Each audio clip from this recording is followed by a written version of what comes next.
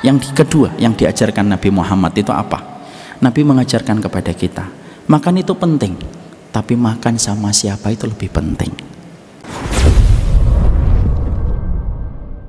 Gimana bila suami tidak suka sholat tahajud berjamaah? Apakah saya tetap sholat sendirian saja, Ustadz? Saya ingin menambahkan rahmat. Ya iya, tidak apa-apa kalau suaminya belum terketuk hatinya untuk sholat tahajud. Ibu sabar. Bisa jadi suami ibu takdirnya, atau bisa jadi ibu suaminya itu akan sholat tahajud tuh tahun depan. Sabar aja. Lah kalau dia nggak bangun, Ustadz, ya ibu tetap sholat. Janganlah menjadi manusia yang ikut-ikutan, ima'ah. Ya kalau suami saya baik, saya baik. Itu termasuk orang yang nggak benar kayak gitu tuh. Makanya salah kalau ada perempuan yang ngomong gini, kalau kita ini Ustadz jadi istri tergantung suaminya. Loh, kamu itu kan punya iman, kamu punya Allah, kamu punya iman sama hari akhir, kamu tahu bahwasanya nanti kamu akan berhadapan dengan Allah sendirian. Kok kita baik nunggu suami kita baik itu terus gimana? Semua mah tergantung suaminya, betul. Tapi ibu yakin bahwasanya kita mau dan rela jatuh dalam kerusakan gara-gara kemudian kita hanya melihat suami kita yang belum benar lalu kita menjadi alasan berbuat keburukan? Kan enggak. Kalau memang benar perkataan orang yang sering komen, terutama di sosial media, yang suka komen kalau ada masalah suami istri lalu ngomongnya, misalkan saya itu sering sekali kalau komen, suamimu pintu surgamu. Komennya itu kadang-kadang itu yang unik-unik. Ya tergantung suaminya, Ustadz. Hadis Nabi kok. Ya tidak bisa gitu. Kalau memang semua itu tergantung suaminya, Asia binti Muzahim nggak jadi penduduk surga. Tergantung suami saya, Ustadz. Kan suami saya Fir'aun. Benar atau tidak benar? Tidak bisa, Bu.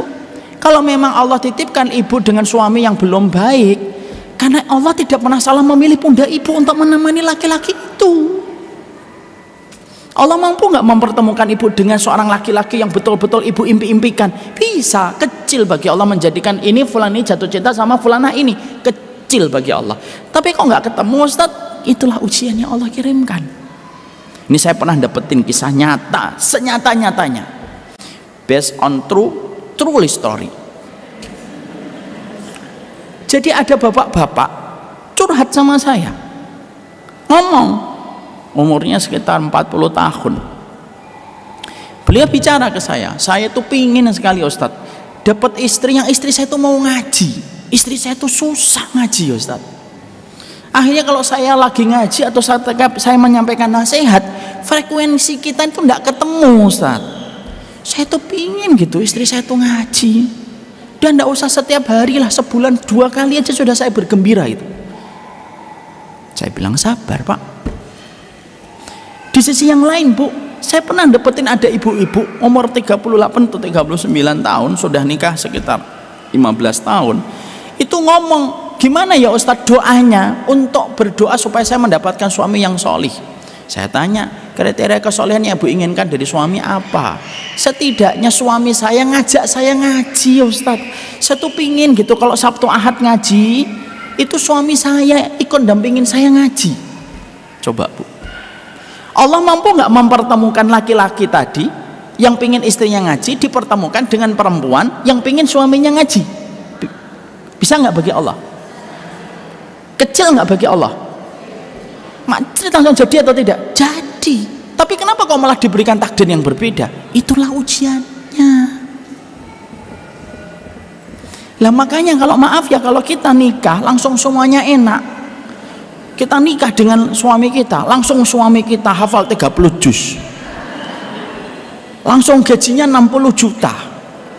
Orangnya senyum, jarang marah, emosinya bisa dikendalikan, tutur katanya manis, romantisnya nggak ada habis-habisnya. Malah ibu bingung gimana nanti mendapatkan pahala sabar. Tapi ya jangan berdoa, ya Allah ujilah saya dengan suami saya, nggak usah. Tapi disitulah arti dari sebuah kehidupan. Saya berusaha menjaga hati dari penyakit riak dan gurur. Tapi kenapa ya setiap ada bisikan dalam hati berupa bangga bila sudah beramal, selain istighfar dan tawud, apalagi usaha yang saya lakukan? Maka banyak-banyaklah mengenal orang yang lebih solih daripada kita, supaya kita tidak gampang menjadi sombong terhadap pencapaian ibadah kita. Bagaimana menghadapi teman dan saudara yang selalu berprasangka buruk kepada diri kita, padahal kita tidak berbuat jahat sama mereka? Maafkan, hidup itu terlalu berat untuk membawa nama orang yang kita benci. Makanya dalam bahasa Rusia, hate is heavy, benci itu berat. Saya ingin bertanya, kalau sharing video ceramah kajian ustadz dan ustadzah karena untuk mendapatkan pahala jariah dari Allah, apakah lebih baik atau tidak? Loh, lebih baik. Ibu share nih kajian hari Kamis bersama dengan saya dan ustadz-ustadz yang lainnya. Bukan hanya ngajak ibu, ibu ngajak 3 teman.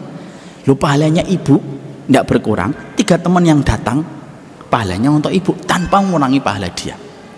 Siapa yang hari ini ngajak temannya? Nggak usah ngangkat tangan. Semoga terjaga keikhlasannya. Sudah mau angkat tangan tadi, nggak usah.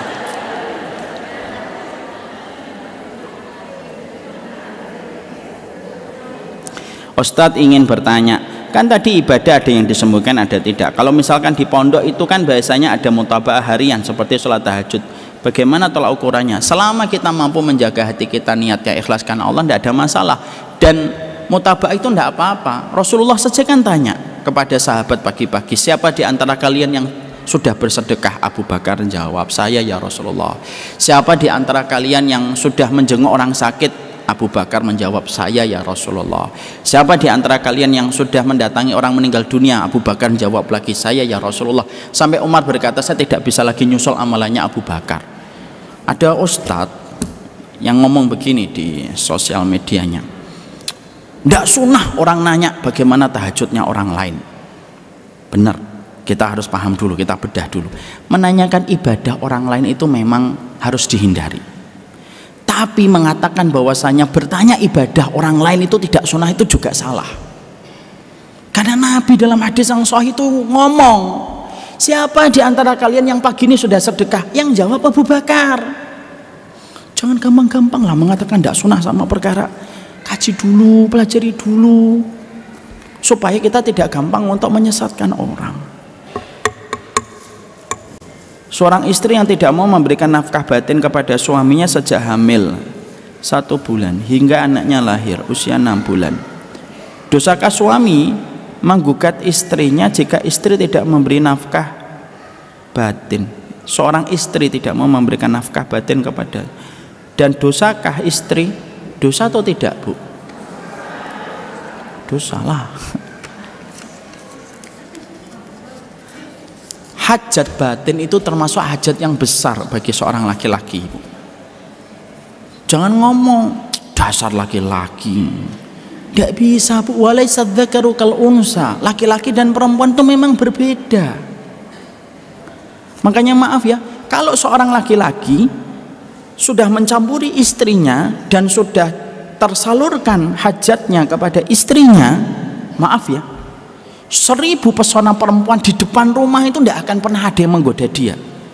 Kalau memang pelampiasan dari syahwat yang Allah titipkan kepada dirinya itu sudah disalurkan di tempat yang tepat. Makanya selama suami itu masih memiliki hajat batin kepada istrinya, itu merupakan tanda rahmat. Karena maaf ya, naudzubillahi min dzalik, nasallallahu alaihi wasallam, semoga Allah hindarkan kita dan suami kita dari hal semacam ini. Karena sesungguhnya banyak suami yang sudah tidak lagi punya hajat batin sama istrinya, dan itu dikhawatirkan karena berbagai macam maksiat yang dikerjakan.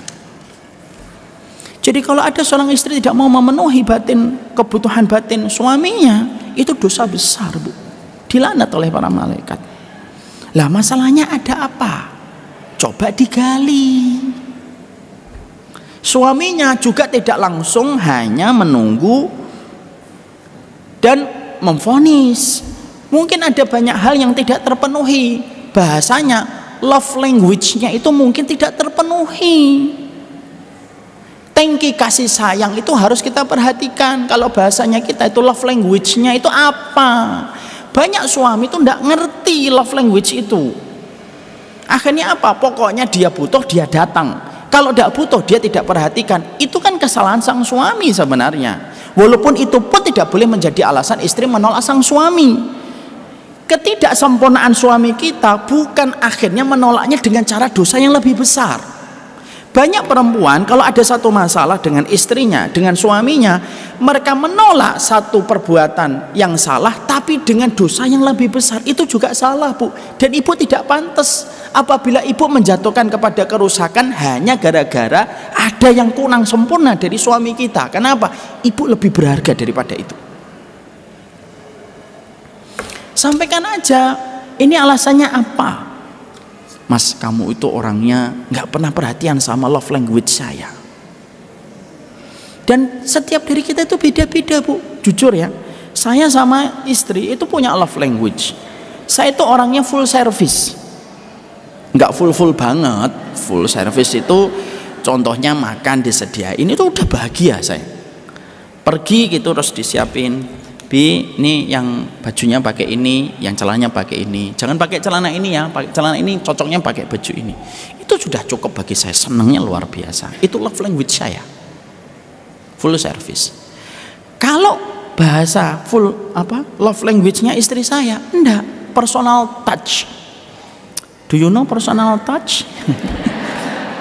Kalau istri saya itu hug, dipeluk, diajak jalan, diajak makan berdua, itu sudah senang. Makanya saya itu selalu memperhatikan, maaf saya tidak bermaksud apa-apa ya, ini hanya sharing aja. Semoga Allah jaga hati saya dan jaga keluarga saya. Makanya saya itu selalu menyempatkan 5 hari sekali, 6 hari sekali itu punya quality time sama istri saya. Ayo Bu, kita pergi yuk sebentar, anak-anak biar di rumah titip sebentar sama bibi. Pergi Bu, cuma sejam 2 jam naik Vespa, muter gitu, naik motor gitu, makan kentang gitu, makan bubur kacang hijau. Benar Bu, nggak harus mahal, lihat rezekinya aja. Ya kalau ibu lihat saya lagi di warkop, ya rezekinya lagi ya segitu. Kadang makan mie enggak, karena istri saya tuh suka warkop, itu dia suka. Kadang makan steak, enggak lama-lama, 2 jam aja paling lama. Itu sudah love language-nya itu terpenuhi. Pulang-pulang itu kita seger. Makanya kadang-kadang saya bercanda sebelum membuka pagar rumah.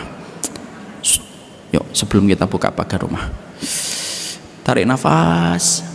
Mari kita siapkan hati saya. Mari kita persiapkan hati kita, mempersiapkan hari yang membagongkan ini. Ketemu 7 anak kita. Lah kadang-kadang maaf suaminya belum ngerti, Bu. Bukan suaminya juga nggak mau, ibu jangan seudon dulu. Istri saya, suami saya itu dingin, Ustaz. Ya mungkin maaf, kultur keluarganya memang jarang ngobrol. Mungkin beda dengan kultur keluarga ibu yang semuanya diomongin. Ya kita kan kulturnya beda-beda, jujur atau tidak jujur. Maaf juga, bisa jadi suami kita, maaf sekali, bisa jadi pernah menjadi korban luka pengasuhan. Dia pernah kecewa dengan bapaknya ketika bapaknya mungkin selingkuh, ketahuan sama dirinya. Ya kita kan nggak tahu, Bu. Kalau kita hanya menuntut lalu kita tidak memberikan kepadanya sebuah udzur, ya susah, Bu. Mungkin love language-nya belum tahu. Mas, saya itu paling seneng kalau disentuh, tangan disentuh, dipeluk. Kalau lagi sesek dadanya itu dipeluk. Ngomonglah, suami kita kan bukan dukun, Bu. Kamu harus tahu apa yang saya mau. Lu saya tuh nggak dukun. Makanya maaf ya kalau saya lagi lihat istri saya lagi bad mood, saya tuh ngomong, maaf ya saya ini nggak dukun, saya tuh nggak ngerti salah saya yang mana. Lah padahal banyak istri yang kadang-kadang ketika pengen menyampaikan sesuatu nggak menyampaikan, Bu. Lebih rela untuk melakukan banyak hal di rumah. Tiba-tiba suara piring agak keras dikit, yang akhirnya terkadang sang suami itu kan nggak ngerti salahnya apa ya gitu. Nah itulah seninya kita di dalam kita itu berumah tangga. Makanya ada sebuah kata-kata bagus, kunci bertahan di dalam rumah tangga itu 50%-nya yaitu adalah kesamaan, 50%-nya lagi itu apa sisanya? Ketahanan kita untuk memberikan udzur terbaik kepada pasangan kita. Nah love language-nya apa? Mungkin ibu tadi yang tanya, mungkin love language-nya itu belum diketahui sama suaminya. Sampaikan aja, Bu. Mas, Mbok diajari saya itu makan berdua. Saya ternyata kena baby blues. Akhirnya saya itu ya penat gitu. Orang kalau terkena baby blues kan kita nggak pernah tahu, Bu. Sekarang itu penyakit itu tidak selalu penyakit fisik, penyakit psikis, hutang pengasuhan, inner child yang tidak selesai, masalah dia dengan ini itu kan banyak yang kita harus betul-betul memahaminya. Makanya maaf ya, memahami tentang suami dan istri itu perjuangan sepanjang sisa kehidupan kita. Saya menyampaikan ini teguran untuk saya, karena fungsinya ilmu itu meluruskan yang bengkok, membesarkan yang kecil, menguatkan yang rapuh. Itu fungsinya ilmu. Tapi kalau ibu akhirnya dengan alasan saya tidak mau dideketin sama suami saya, tapi ibu tidak menjelaskan penyebabnya, kasihan bu, saya khawatir suaminya bisa berzina. Setidaknya zina dengan tangannya. Dan itu termasuk salah satu hal yang kita harus hindari. Makanya akhirnya apa? Seni hal semacam ini harus difahami. Love language itu Masya Allah ya. Makanya pernah nggak saya sampaikan kisahnya Rasulullah. Rasulullah itu ibu, Rasulullah itu dalam satu riwayat Muslim itu pernah beliau itu diundang sama tetangganya orang Persia. Orang Persia ini pintar masak, masakannya enak banget. Diundanglah Rasulullah. Nabi jawab, undangan ini untuk siapa? Untuk engkau ya Rasulullah. Untuk Aisyah? Enggak ya Rasulullah, hanya untuk engkau aja. Ya sudah, kalau gitu saya nggak bisa datang. Orang Persia belum tahu kenapa. Beberapa waktu kemudian ngundang lagi sama Rasulullah. Dia ngomong, ya Rasulullah datang. Saya masak masakan Persia enak, nggak ada yang bisa masak Persia di sini kecuali saya ya Rasulullah. Nabi nanya lagi, untuk siapa? Untuk engkau ya Rasulullah. Untuk Aisyah ya atau tidak? Enggak ya Rasulullah, hanya untuk engkau aja. Maaf saya nggak bisa datang. Orang Persianya boleh sadar, wah ini gara-gara saya ngundang Nabi nggak sama istrinya. Yang ketiga dia ngundang lagi, ya Rasulullah, iya datang dong ke rumah, saya masak masakan Persia enak untuk engkau ya Rasulullah. Nabi jawab, untuk Aisyah juga enggak? Untuk Aisyah juga ya Rasulullah. Kalau begitu saya datang. Apa yang diajarkan Nabi bu? Nabi mengajarkan yang pertama, Nabi paham love language-nya ibunda Aisyah. Penat di dalam rumah itu kadang-kadang harus mendapatkan tempat keluar sebentar, yang syar'i, yang diperbolehkan. Yang kedua yang diajarkan Nabi Muhammad itu apa? Nabi mengajarkan kepada kita, makan itu penting, tapi makan sama siapa itu lebih penting.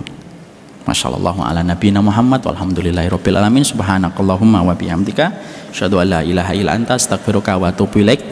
Tadi tolong ya dicatat yang terakhir hadis riwayat Muslim ya. Nanti sampaikan ke suaminya supaya suaminya nanti makan bareng-bareng dengan ibu. Wassallallahu ala nabiyina Muhammad. Ini yang dapat saya sampaikan.